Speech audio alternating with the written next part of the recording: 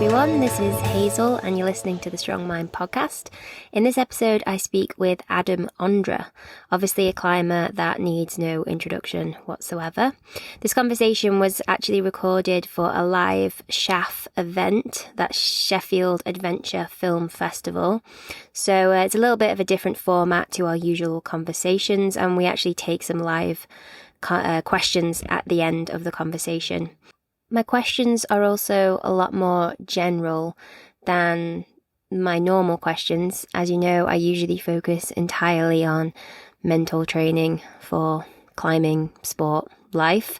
But in this conversation, I definitely just asked Adam whatever I thought was a good question. So hopefully you think they're good questions too. And I think he was pretty psyched on some of the questions, and I think my main takeaway from the conversation is really just how much energy he has for climbing. And I think in particular, there was a moment where he talked about how outcome-oriented he is. And it was interesting because you might know at Strong Mind, and in the coaching I do, I'm always trying to persuade people to be more focused on the process. But I think with Adam is that he actually perfectly balances so much drive for the outcome with an insatiable engagement and positivity and psyche for the processes in climbing. So I think that was definitely one of my own personal takeaways, is just how much passion he has for everything climbing. So yeah, I hope you enjoy this conversation.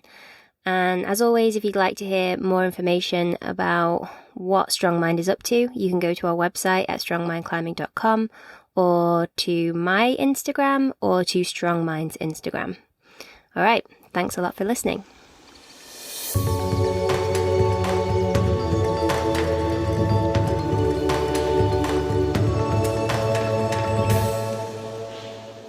So I'm just going to get right into it, if that's all right, Adam. And I'm going to start by asking you, what were the things or the people in your early life that really, really influenced you to become the person you are today? Obviously, the most important ones are my parents, sister. My parents started climbing when they were really young. They met during climbing when they were like 18, and they've been together since then, all their life climbing. So it was just natural that they brought me to the cracks since I was a little boy. And I think it was really, really important that at very early age, there was absolutely no pressure. Not maybe even like asking me, do you want to, give it a try or something? It was like more me, this looks good. Because I was just surrounded by all the people that climbed. And eventually, I think it was like, I didn't want to be the only one around not climbing. So I just somehow convinced them to tie me up on the rope and start climbing. So I don't really remember that. I was around 3, 4. I think I remember quite well when I was like 5 and already climbing. And since I was 6, I'm climbing at least 4 times a week or something like that. But then there were like some close friends of my parents. So for example, Tomáš Pilka, he is a total legend, and he is the guy that started climbing with my dad when my dad was 16 and he was 12, with absolutely no knowledge and no gear. It was still the communist times back in Czechoslovakia, so no imported gear from the West, or if it was super complicated and like illegal. They went climbing out in the high Tatras, like their parents wouldn't even know. When my granddad found out that my dad would go out climbing, he would say like, no, we are not going to climb. And then they wouldn't speak for 2 months. Wow. Because my dad would say like, no, I will climb. So Tomáš Pilka, he is like the first ascensionist of so many hard routes in our home crag, close to my hometown of Brno. And we would meet quite regularly, and seeing up climbing with like such an elegance and technique was always really inspiring. And for me, for example, his masterpiece is a route called Wizard's Apprentice, which is now 8C. It's basically vertical / slabby. The hardest move is on a fingernail crimp. And that was like my dream. Oh, I want to be once in a lifetime so good that I would like to climb this route. Nice, And cool. then it was like mostly some books, maybe like Heinz Zack book called Rockstars that influenced me a lot, and quite a lot of stars that you can read about there, like Wolfgang Gulich and these people. Mm-hmm. So what was the thing that kind of really drove you to be as good as you are? Like, did you have any sense of kind of like that you were motivated to make it your career and to really take it to the level you have, or did it feel really more intuitive? I think it was kind of both. I mean, at certain point, I think I was 7. Everything that sort of like clicked. I went for the first competition. I somehow realized, I'm probably quite talented. Mm-hmm. And right at that time I was able to like read. I was going to the first or second class, so I was getting some magazines and this book called Rockstars, and I was flicking through the pages and reading a bit, and I thought like, wow, this looks like the most cool thing ever. I want to be a professional climber.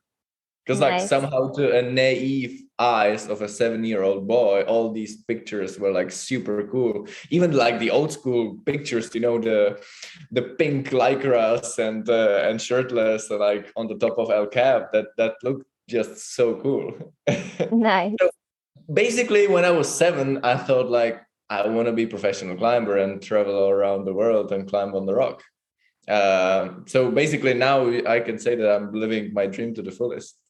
Nice. That's And, cool. and somehow I never really doubted that it wouldn't happen. Right. Wow. But at the same time, it was never like really a sacrifice, because Mm-hmm. nevertheless, it was like what I knew and what I thought like was so cool, and I enjoyed the process so much. Mm. Except for maybe, as almost every motivated kid, I was really furious when I failed on a climb. Mm-hmm. And I think it kind of stuck with me until now.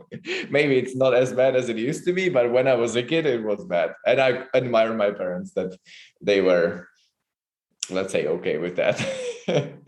Okay. We might come back to that later. But I want to know a little bit more about your childhood. You know, it sounds like you had all this passion from a young age, and it sounds really positive. Mm. And now you're a father. Do you ever look back on your childhood and go like, oh wow, like climbing was this really huge, serious thing, although it was really positive and fun, it was also very serious. Do you ever look back and go, huh, like my childhood probably wasn't that normal? And like, do you reflect on that differently at all now that you're a father? So I think my childhood was great, and I wouldn't change a thing. Because Mm-hmm. and I think my childhood, thanks to climbing, was pretty easy, and I didn't Mm-hmm. feel lost. If I didn't have a climbing, maybe I would feel that I don't really fit. I Mm-hmm. was felt kind of weird, among my classmates, especially like between 5 to 12. I didn't really know what to talk about with them. They didn't know climbing, and all I knew was climbing. So, while at the same time, I think that times are changing a bit, and climbing is changing. So, if I was born now, probably my childhood would be a little different, but because maybe most probably there will be more focus on the competition and like more Mm-hmm. structured training, and I'm thankful for my parents and for the way that I chose for my climbing, and thanks to that, being able to explore like all disciplines of climbing that climbing has to offer. Mm-hmm. Yeah. And I Yeah. think I'm really glad that I also come from my country, where like before the communism fell, all the stories of my parents and their friends, and hearing like how crazy it was to go abroad, and what kind of crazy tricks they had to make to make it through the customs with like enough money to be able to buy gear in Germany and stuff, that like all that sounded like really exciting to me, and made me really motivated, not only go sport climbing and for the competitions, but maybe more motivated even to go to the mountains, even Nice. though I don't really feel like I am an alpinist or whatever. But yeah, I've always been attracted by the full spectrum of climbing. Yeah. yeah, you really kind of like feel like you've mastered all the areas of rock climbing at least. Um, and I'll pick up on that in a moment, but I want to ask you about expectations because I imagine when you were younger, you were like this wonder kid, right? You were like doing these crazy grades for someone so young. And I imagine that you like outshone everyone's expectations. But now, of course, like everyone knows you to be Adam Ondra, like you're the best. And how have you kind of managed like external expectations that have changed over the course of your career? So when I was later and more adult, I think I was pretty already resistant. Even though even now it's definitely not easy. If the things are going easy, well, then it's kind of easy to master the pressure. But I think the pressure was like becoming, yeah, like sort of gradually increasing and increasing. And to be honest, for example, when I went for the first World Cups when I was 16, I didn't really feel that much pressure because I thought like, I might be quite good on the rocks, but competitions are more physical. And yeah, I went for my first competitions. I didn't really expect to be able to win. I was hoping, man, it would be really cool if I made it to the finals. And all of a sudden, well, on my first World Cup season, I won it overall. But the fact that it was like zero, I wouldn't say zero pressure, but relatively low pressure made it relatively easy to be able to perform. But in a few years already, I had high expectations, and on some comps, I was struggling a lot to be able to perform. Yeah. But I think it could have gone worse. Maybe at certain, I've been always really lucky in my career because my level was like gradually getting better and better and better and better. So I didn't really have any like a situation when in 2 years I wouldn't never really progress, and especially when I was 14, 15, that would be really hard for me. What do, I think what do you think? the So, really good thing, which is surprising, is that when I was like really young, maybe 10, 11, 12, I was only focusing on the on-siding, and I never like really worked on a single project for a long time. So maybe I could have done harder routes at a younger age, but that was actually good because at certain point, if like a very young kid finds a route that fits the style really well, then climbs a certain grade or like a really young age, but then might not really progress for a few more years. And that I think is really frustrating. yeah.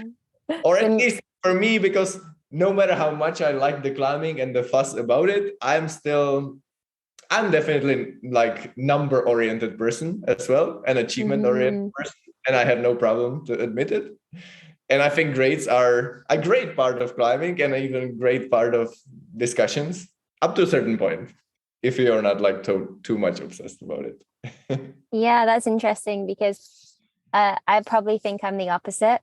I think mostly because grades don't maybe make as much sense to me as they do to you, Yeah. like being a shorter climber that maybe is not like fitting into the average profile. So I don't feel like my progression tracks very well to the grades a lot of the time. Yeah. But you're responsible for grading a lot of routes. And it's like how's that process been for you? Have you found it fun? Have you found it stressful? Yeah, tell us a bit about that. Both fun, both stressful, and I definitely feel responsibility, but I'm doing all my best to be able to tell. Because at the same time, yes, that's maybe one of the biggest pressures that I feel from the climbing community, because my grading opinion is like taken for granted, like that's the truth. Which is sometimes funny, especially if it's my first attempt. And it often happens that it's a route that I didn't bolt, that I come for a visit certain crag, it's not really clean. I go up, clean something, do it second go, and I say certain grade, and then it gets more clean to different beta, and the grade might be completely different, but the grade might stick because people don't want to downgrade my routes. And I'm completely fine with that. Yeah, that's a great place to be in.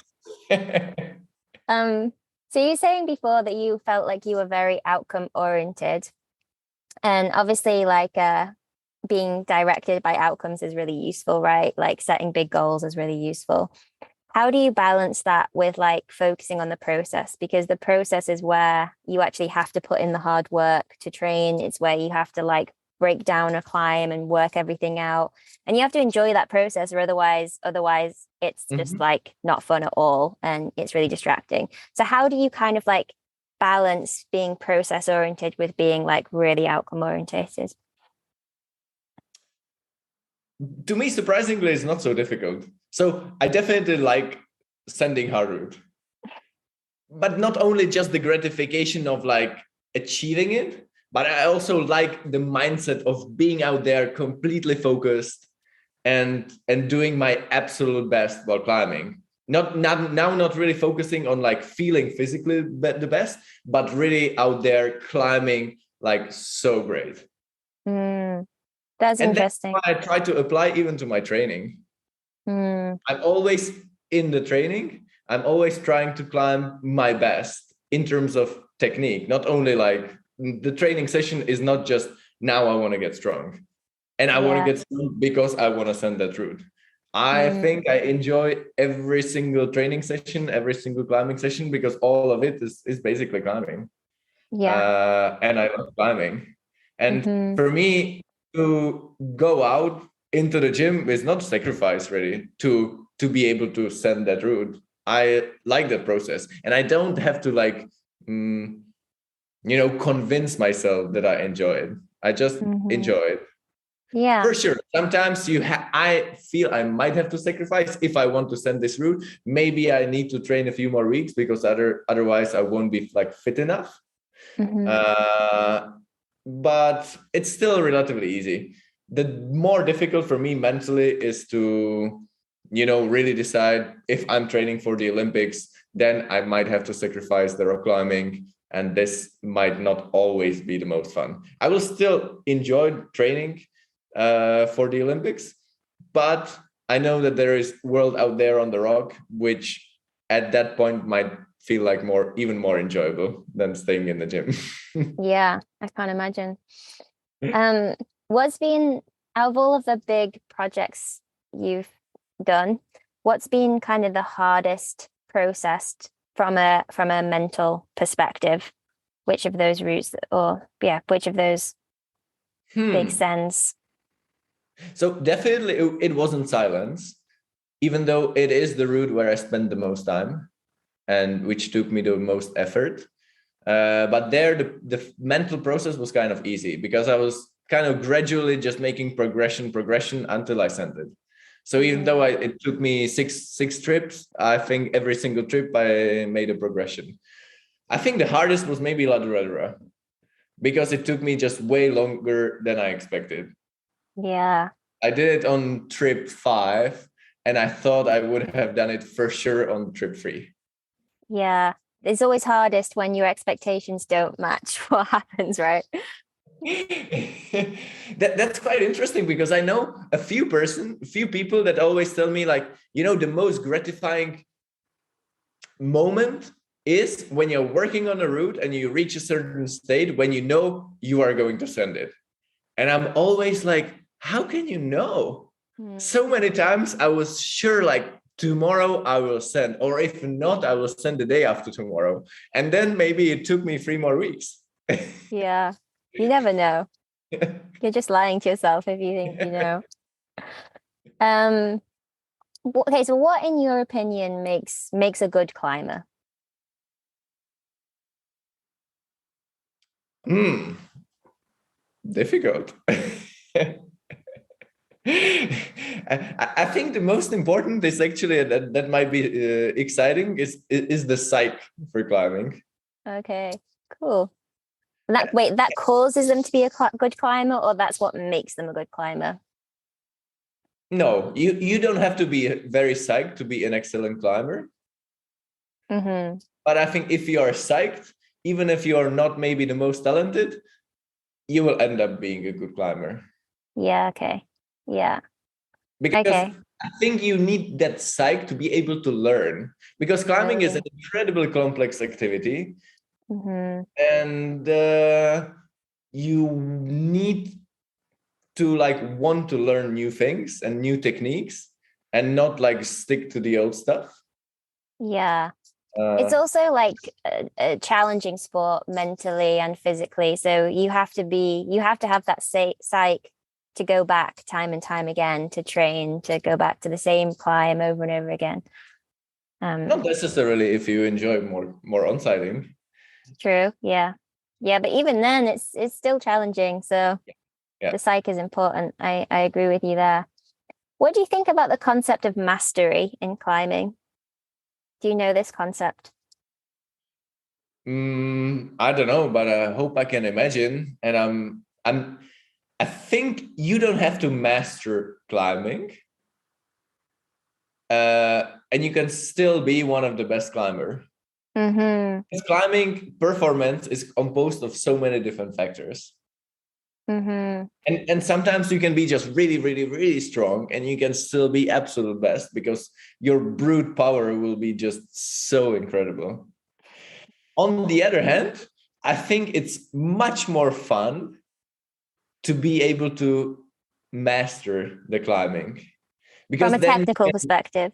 From a technical perspective, yeah, exactly. To be able to like really, I wouldn't say enjoy, because maybe the quote climbing is fun is not necessarily what it is for me. It's more like deeper appreciation or something. Yeah. And it's different when you're out there climbing an easier route on your limit, and feeling the freedom and feeling the wind, and to really climb on your limit when you don't really think in words and sentences. But I think I wouldn't call it fun, but deeper appreciation. And I think for me, this is really valuable. Every route where I can really dig that deep into this mindset is I really have a deep memory of it.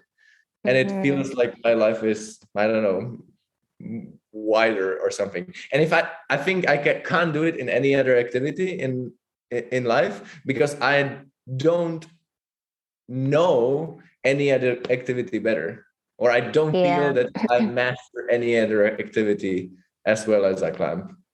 Yeah, no, I know what you mean. Yeah, it's like a much richer experience than just enjoying something. Like you can enjoy a movie, but it's not the same as climbing a route at your limit. If I was able to like cut loose in every single move on the route, that for sure I would never like enjoy it as much as I do. Okay. And that's why a route where it's actually the only way how to do it, to cut loose in every move, I don't enjoy. Really? What's wrong with cutting loose? No.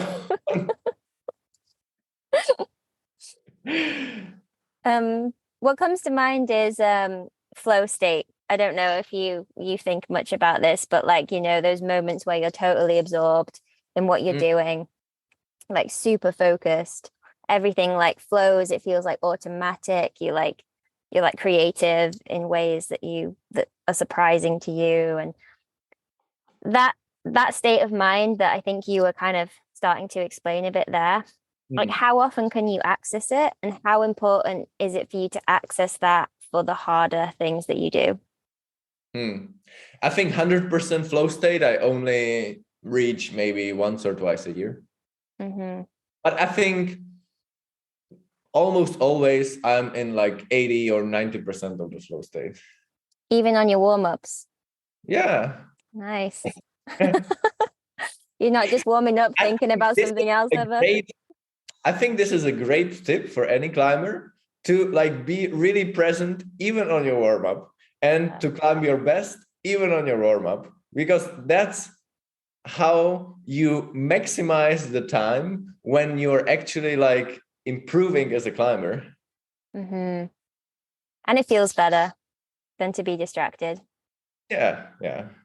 It sounds like mean that like you take it to at the same time, it doesn't mean you take it too seriously, Yeah. You know, regular day climbing at the crag would be, just chatting to whoever I'm climbing with, and being completely relaxed. And definitely before warming up, I wouldn't like observe the route for hours or anything like that. Yeah. But when I actually start climbing, I even chit chat a little bit with my climbing partner, but I'm still like focused.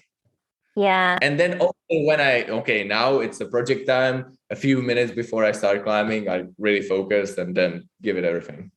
Yeah. And what do you do to get focused before something really important?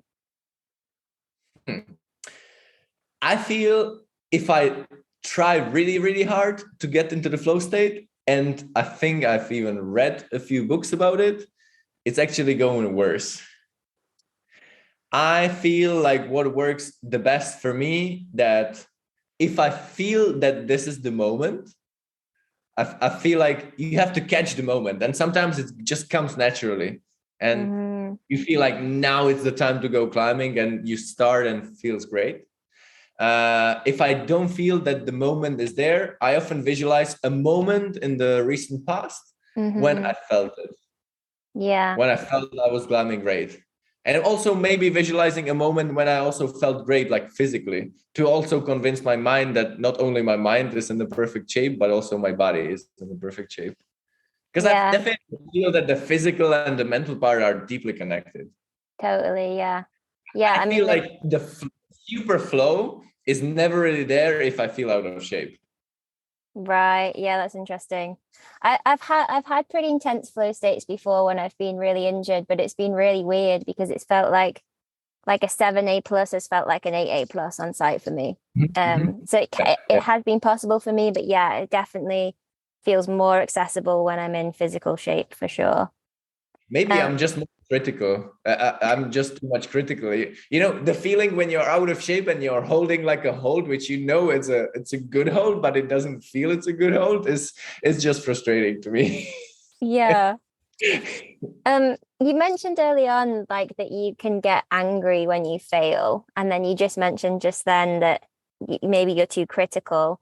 Overall you just seem so positive, so passionate. What's the other side of that? And sometimes we see a glimpse of it in your movies, right? When you fall off and there's a lot of fury. What place does that take up in your climbing?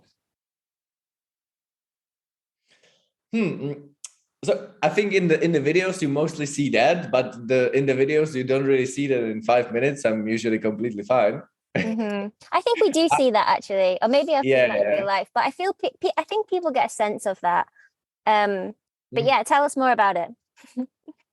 I feel like yes, because climbing is really important, and that certain route that I have just fallen off is like really important to me.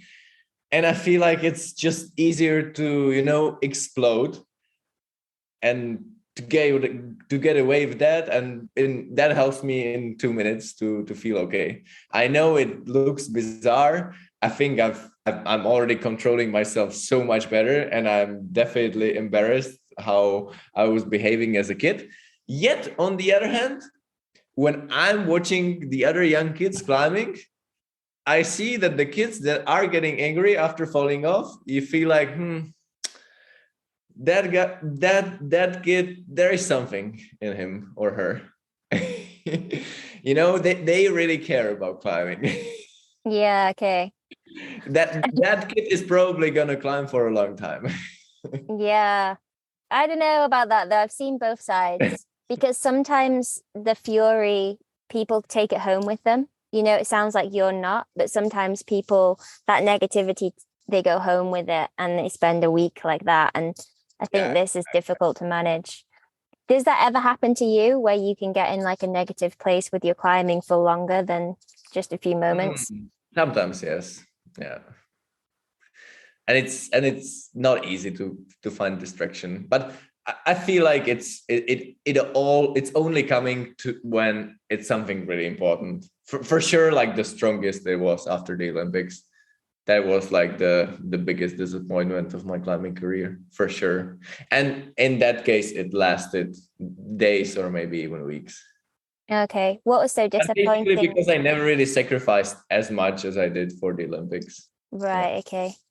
And were you not happy with the results? I was not happy with the results. I mean, by the sixth place. By Okay. by what I performed that day, I was pretty happy with. Okay.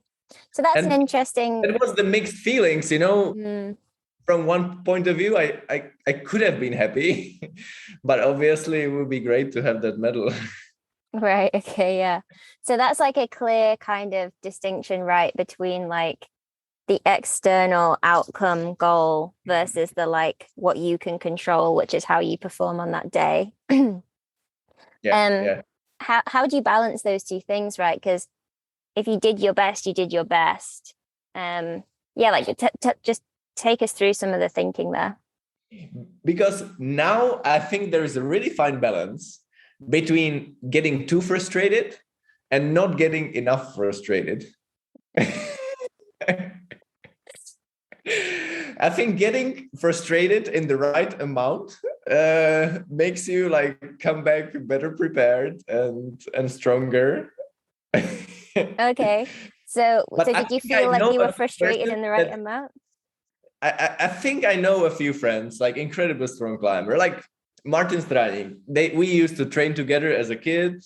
As a kid, he's like 3 years older than me, and I think he was always so talented, and like he was always almost one of the best, but not like quite enough. And because of that, he never really made it to the professional career, and now he's working full time, still being. But I always feel that he never really got frustrated enough Mm, to be able to come, okay, next time I'll prepare myself, I'll maybe sacrifice more and I'm gonna climb that, or I will win the next competitions. mm. So yeah, I guess it's like how to turn that frustration, which might feel quite uncomfortable, into like a positive driving force. Is that something you feel like you're particularly good at? I think so. And in setting realistic yet ambitious goals. Mm, okay. How I do you think go a about decent amount setting of those? success and the right amount of failure is really important. Right, yeah, okay. So what have your failures been and how have they taught you in ways that have helped you succeed later? Hmm. I think it's just constant. You know, many times there were many routes. I think the first that comes to my mind is Laduradura. Okay. Quite a few times, you know, underestimating the real difficulty of the climb. Every Hmm. time getting back, thinking that I'm stronger than ever, and then again having to admit that I wasn't strong enough to send it. Hmm. Yeah. But trip number 5, I was finally confident that, you know, this time I'm not lying myself. This time, yes, I'm strong enough, and it turned out to be true. Hmm. Have you ever not finished a climb? Like, do you have any open projects around the place? Mm, Yeah, like recently last winter, I was working on a climb called Excalibur. It's a project in Arco Hmm. that I really wanted to do, but due to many reasons, and one is also that there is a pocket that I can't really fit my finger properly with the ring finger. And if I take it with the index finger and I have to crimp, it's just injuring my finger. Mm, So I'm okay to give up on that climb. yeah. I've already also accepted that I will always be pretty bad in pocket climbing. Right. Just biological reasons Mm, or Maybe I've been climbing just way too many times on a crimps, on a full crimp or a half crimp position, and that's why I never really trained on the open mm, hand grip. And interesting. now I feel it's like too late to get better at it. And every time I feel like I want to get better at it, I feel a bit my tendons. Right. Okay. Um, what do you think, other than maybe pockets, you still have left to work on mentally and physically as a climber? I would say everything else. I'm definitely I just got back from Sheffield where I visited the White Boys. So I was trying some of the crack climbing that I haven't tried before. And that made me really psyched, for example, to climb more like off-width cracks and something that, I haven't tried yet properly.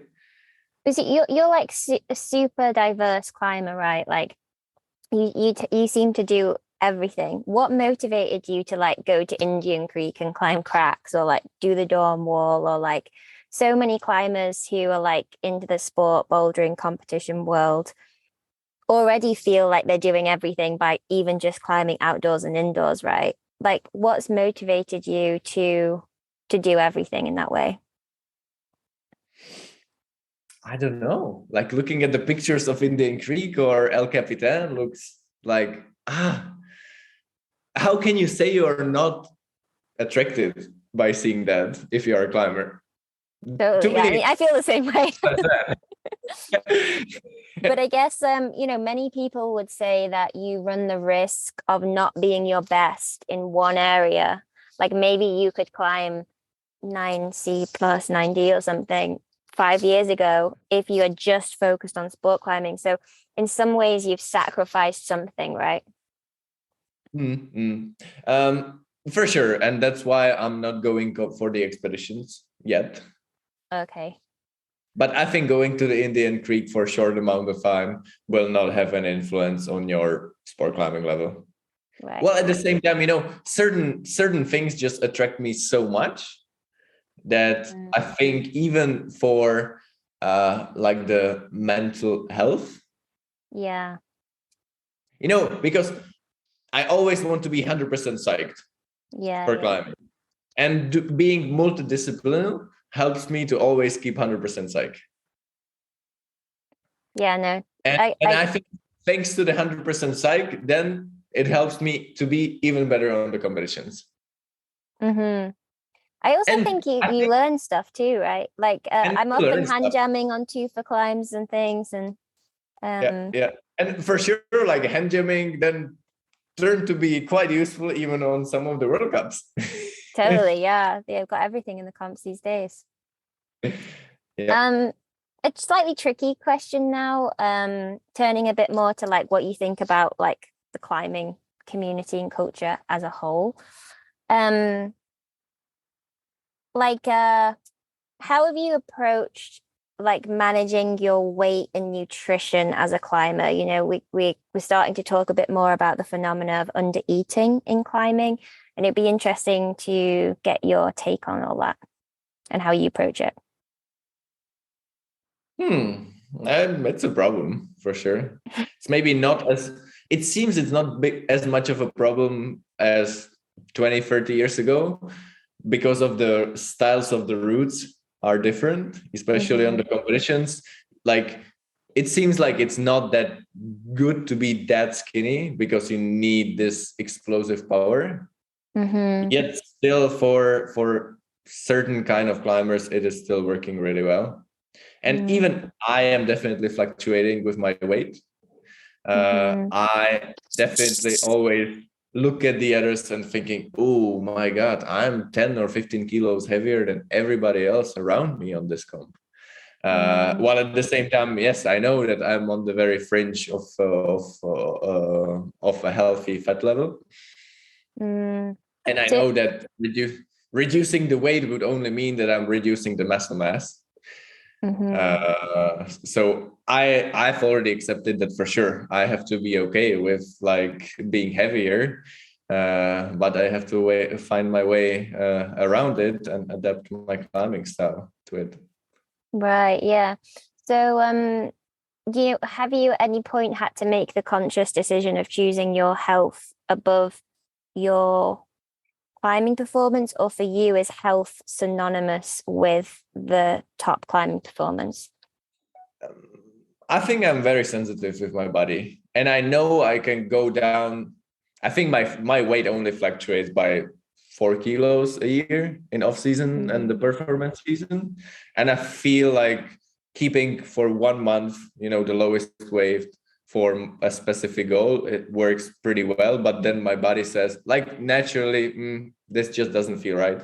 And all of a sudden, I don't even feel like my performance is going well. And then I go up just naturally by 2 kilos pretty quickly up, and everything feels all right. Mm-hmm. Yeah, I might be lucky in that perspective, that, you know, the good health correlates to the good performance. Yeah. Maybe there are many different people that they are getting like pretty bad in their health and under eating while still maintaining really high performance. Yeah. I definitely don't feel like that. Yeah. No, that's really interesting. I mean, is there anything you think we should do as a climbing community or culture to kind of create better habits around this stuff?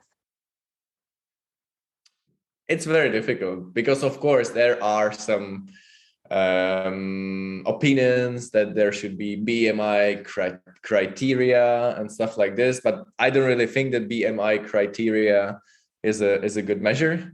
You can be under BMI criteria, under 17, and possibly still be healthy, but you can be BMI 20 and being under eating yourself. So it's really difficult. And on the top of that, if now climbing is an Olympic sport, there is even more pressure to better performance and stuff like this. I think in the comp climbing, you know, the best answer to it is the climbing style. Yeah. Which is happening, but still maybe in lead climbing, it can be still very advantageous to be very skinny. Yeah, maybe especially with the women too. I don't know. Yeah. What would you change about the climbing world? This is now just could be anything. Like, what do you think is holding us back, like as a community culturally? I don't know. Like, in general, I'm pretty happy in the situation where climbing is nowadays. Yeah. Where do you think climbing is going? I think maybe some years ago I would be afraid that climbing would get Olympic and cracks would get overcrowded and like lots of new people that are behaving badly in the cracks. Maybe some places, yes, but I think in general it's not really happening. And climbing still, like, you know, I think it's really important that there will be more pressure because of climbing being Olympic and being like a super accessible sport, for safe sport, because of all the climbing gyms, that if you go outdoors, there should always be the safe places, very well protected, but there should also be the adventure. And I think the world is big enough to, you know, have to offer all kind of climbing varieties that there are. Yeah, nice. In some countries it's not problem because there's so much climbing. In my country that may be a little bit different because we have a very limited amount of rock, and to decide, okay, this now it's maybe completely the opposite, because all the cracks in my country are mostly like super run out and really sandbagged. And that's maybe the reason why like number of people climbing outdoors is not increasing at all. I think it's been the same for the last 20 years. But it's mostly that the cracks are really bad for beginners. What would you choose to do? Would you choose to make it better for beginners so that they would have an easier time and climbing would be more accessible, or would you choose to save the experience? The problem is that we don't have any new cracks where you could bolt like very well bolted route from the beginning. You would have to rebolt and add bolts into existing climbs, and for me that's a hard decision. Yeah, especially it's really some of the first ascensionists might not be even alive right now. So anyway, I don't want to go into a no bolting debate. We don't not have enough time for that. I just have a few more questions and then we'll see what the audience has to say. Tell me what your biggest strength is and your biggest weakness. Drop knees. I think are my biggest strength. Being able to find a no-hand rest, Okay. not only knee bars, but I Okay, think what about like non-climbing strength and weakness? Like for you as a person? it's very difficult. I think it's really difficult to define me as a person, especially from my own perspective. I would say it's your I'm passion just for happy. climbing. For me as a person and personality, I'm just happy the way I am. And Maybe I that's think your it's a strength. really good That's your thing. strength.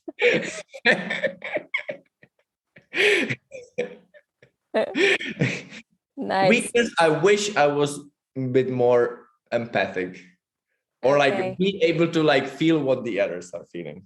Okay. Is this what your Over partner the tells years, you? I learned that if I like try to visualize myself how the others are feeling, if I was them, it's not working. Okay. You know, there's another famous climber who I feel is the same. Can you guess who it is? I don't know, Alex. Alex Honnold. Okay, so I'm gonna see what the audience has to say. Someone asks about grades. Do you think Excalibur could be 10A? Or are you working on any projects that could be? So Excalibur for sure is not a 10A. 10A is possible, but I don't think there is a project yet. Or maybe there is a project, but I don't think I have tried something that could be a 10A, and I can't really imagine it yet. I think I can imagine 9C plus, but I can understand that 9C, 10A, that's really close, but it's a million miles away. And I'm sure right now nobody is even close to be able to do 10A. Right, okay. The problem is, even if you project and dedicate your life to 10 years of your life to one project, you will not get any better. At certain point, if you work on for me, in my case, if I work on a route which is like not very complicated in terms of beta for 2 weeks, I'm basically like, I've learned it. Mm-hmm. And then it's a question, am I strong enough to do it right now, or am I like close or not? Yeah. Okay. If So what it's a different climber, maybe who's, let's say, more clumsy in their climbing, they can progress for many weeks. But then at a certain point, then the progression will stop, because there is nothing more that you can learn about the route. And you either can do it when all the mindset and conditions are there, or you can't. And it's simple. And I'm pretty sure right now, nobody can do 10A. right. 9C plus, that's closer. What do you think needs to change in climbing and climbers to get someone to a 10A standard? I think the level just has to go up. So is And that it's in not strength? like, What's that in? I think 20 years or maybe 30 years, it was believed that, nobody can do harder moves because the holes would have to be like so tiny. But I think actually the evolution of bouldering helped to increase the level of sport climbing so much, Mm-hmm. because you can actually do much harder moves. Yeah. And because sport climbing is climbed on a natural rock, and the routes should be natural, and that's why they are not homogeneous. Yeah. And it's really impossible to find a route which would be like 50 move, every single move would be equally hard. It's impossible. And that's why to be eventually all the hard routes has to have hard bouldery sequences. Yeah, okay. So the next hardest route could be 5-meter boulder prone, or it could be 80-meter route. I think you can still progress in so many different like styles of climbing that it's endless. I think in general, the climbing just has to reach a new level.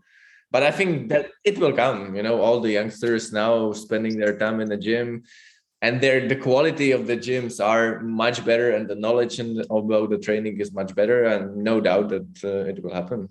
Yeah. But it's not going to be me. Interesting. Scott asks, what was the most emotional moment for you as a climber? Sending silence. Yeah. Okay. What was so emotional about that? Or what made it emotional? It was actually unexpected. It was a challenge. I liked the process and everything, but I never really expected that the reaching the anchor and clipping the anchor would be as emotional. Because it just mattered so much. And I was much more emotional than, I don't know, reaching the summit of El Cap on the top of the Dawn Wall. Yeah, cool. Which is maybe surprising that, the silence just ends in a random place in the middle of the cave. But that's the way it is. I guess the process dictates how you feel at the end, right? So however it's different. Maritz asks, what are your plans for 2023? So it's already a year of Olympic qualifiers. So I'm currently now training quite a lot, preparing myself for the competitions, not doing definitely the whole World Cup circuit. But I feel like as I get older, I definitely need to focus more on the training preparation and only pick up a few competitions. Maybe, for some people that wouldn't really work, because that would put too much pressure onto just a few occasions when you have to actually perform. I feel like there's nothing that much more that I can learn from just competing more. But I will definitely do some climbing trips. Definitely want to go back to Flatanger. And but as you know that I'm also a father, so all of these plans also correlate with staying as much as possible close to my family. So whenever, for example, last year, I think so far it's been working really well, as I had some exciting projects close to my home. Actually, quite a lot of my training I do right here at home, which is a great advantage. So I definitely still feel that I can spend the time with my family, actually more than a regular working father that goes to work from 9 to 5. Nice. Which is great, because I definitely already now feels like the time is running so fast, and it's really important to enjoy our son, because you feel like 1 week passes and he's changing all the time. Nice. Yeah, that was a question actually. Someone asked about how you balance your family life, and I feel like you just answered it. I think it's balancing the sport climbing project and competitions and training really well. Mm-hmm.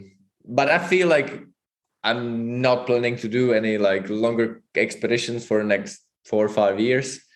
And I feel when the kids are older, it's easier to be away for longer time. Yeah. What are you going to do differently in your preparation for the Olympics this time compared to last time? What did you learn from last time that you'll do differently this time? So there's no speed climbing, so that's pretty obvious. And it seems that the route setting style for lead climbing is different when it's a lead as a single discipline and combined format. The routes tend to be longer, more simple, less sketchy, less low percentage. Basically, more open. Okay, so suit you better, right? That's the main lesson that I've learned, that you have to train in a pretty different way for the lead in combined format. Okay. You just need to be, you just need to have much more endurance. Mm-hmm. Nice. Someone asks about two people have asked about injury. Have you had to deal with an injury? And then how often do you get injured as you climb and train? I think until I was 25, I wouldn't say I was even injured. Maybe a little bit of pain here and there. Didn't climb for a few days, max 1 week, and it was good. I think the last few years, the modern bouldering is is taking a toll on me. Right. Okay. And that's why I'm definitely sure that it's Paris Olympics 2024, and then I'm not competing in bouldering anymore. Right. It's Okay. taking too much of my shoulders. Right. All of these modern jumps might be relatively healthy only if your like body and posture is just perfect.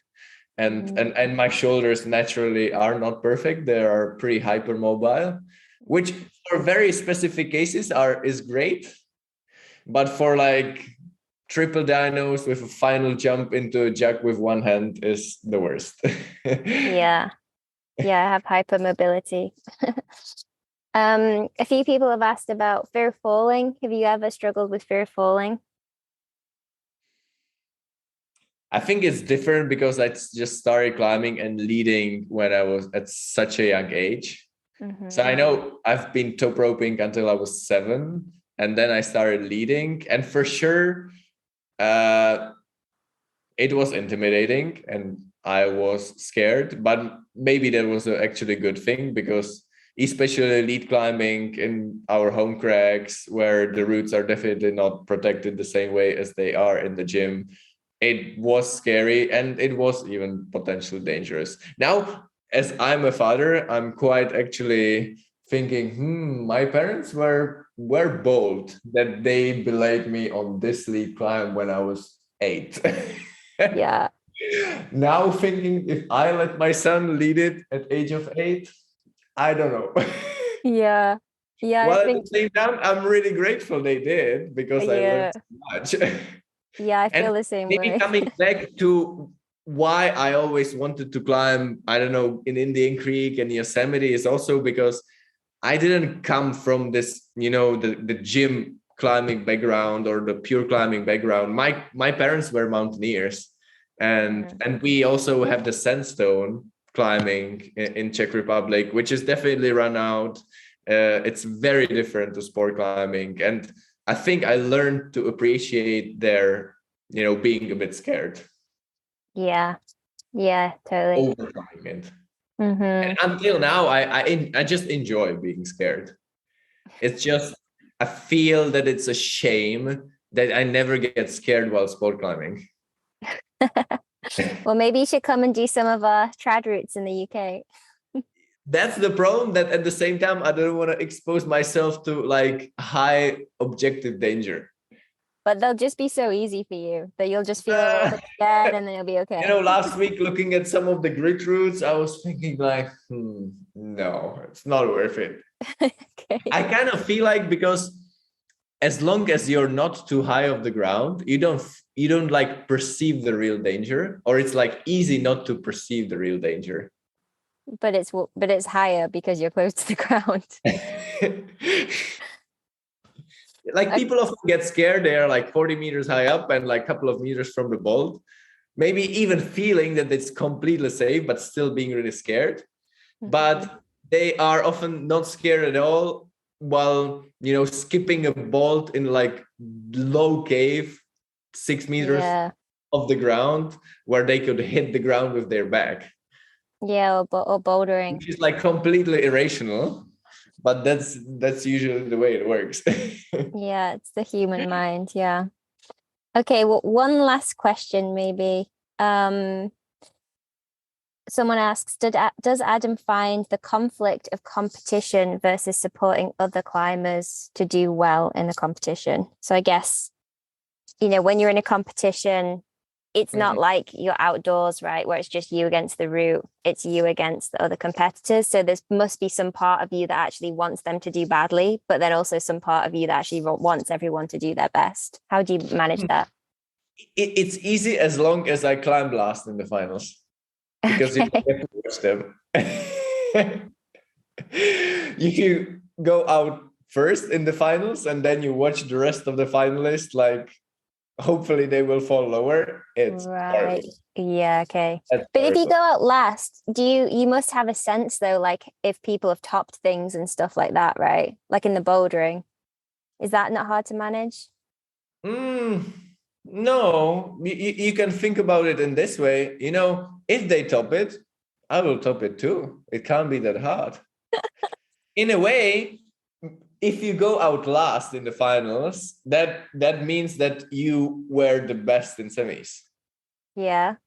And that means if it's a lead route, that means you only have to climb as good as the one who topped it out, because you have a better countback in semis.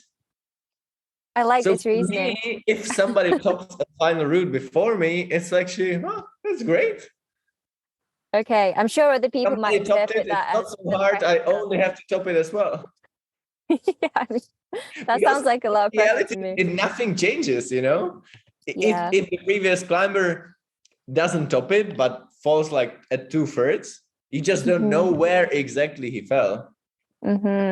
Yeah. But you still have to climb higher than him if you want to win. Yeah. I feel like you mentioned before you like struggle to like empathize with people. Do you think of yourself as quite a logical person? Like you're very good at like being rational about things? I hope so. When are you least rational?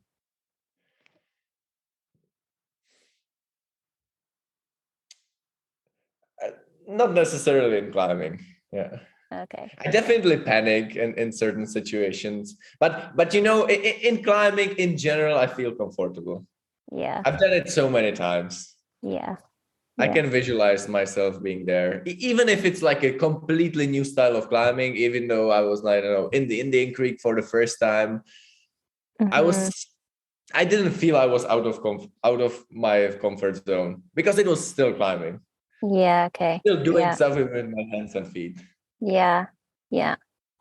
Cool. Well, thanks so much, Adam. That's been great.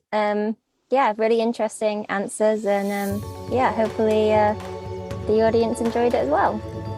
Thank you very much. It was a pleasure.